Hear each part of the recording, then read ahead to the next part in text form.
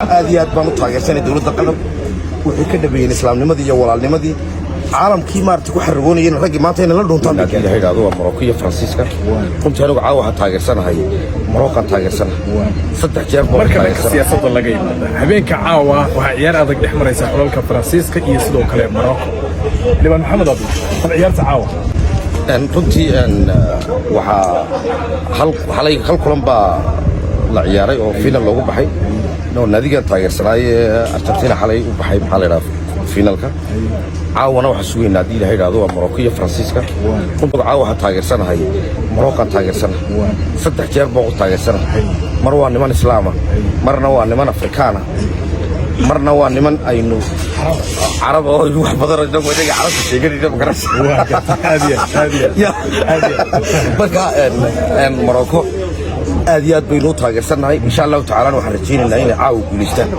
أنا أقول ميسي وأقول هنا أفريقيا قاعدة خوك. لكن إنه فرنسيس كاسك قاعدة أنا أقول يا. كوك لكن أرتيبا حدية فرنسا صبح. حدية مراكو صبح. حدية مراكو صبح هذا دينا في هو قلته. نبقى قاعدة سكاي حكي. أي كمان حكي أفريقيا. ومدبر الله فيه سلاش الصمود بي. عكتوش تدقيت. هنا صبح حبات على.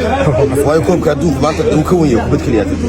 وحرون دقالة وحرون ما ضربتي لو صوبان دقوا دقالنا ذاك الموضوع أمسين حتى عشرة وين بيجي سخذ ما ذويدو تفكير دقام ما دقول كتير جاي يروح ونوي يدي واحد أسدي لا ترى شو بابين مين محله هذا كتير دقالي لما بقول يلا ما تبي بقى كلنا ما تبي لنا وصل قلنا ولا ويدي راح واحد هذا الحديث الرسول عليه الصلاة والسلام يا جيل في ساعة waxaan nooga waxa kaaga qaalisan qof oo adiga darta diinta ku soo islaama ayaa kaaga waxay yiraahdeen hal qof oo ku islaama maxaa la kadar oo ka duka nooga qaalisan 200 ilaa 3 milyan aad baan dawladda qadar aad baan dawladda qadar aad baan u taageersanay dawladda qadar wixii ka dhabeeyay islaamnimadii iyo walaalnimadii caalamkii maartay ku xarroonayeen ragii maanta inay la dhuntaan bay gaadhay marka waa laba guulood waa wadan weyn oo ma aragtay qiyamkii akhlaaqiyadkii wanaagsanaa ee rasuulkeena kaleey salaatu wasalaam loo soo saaray ma aragtay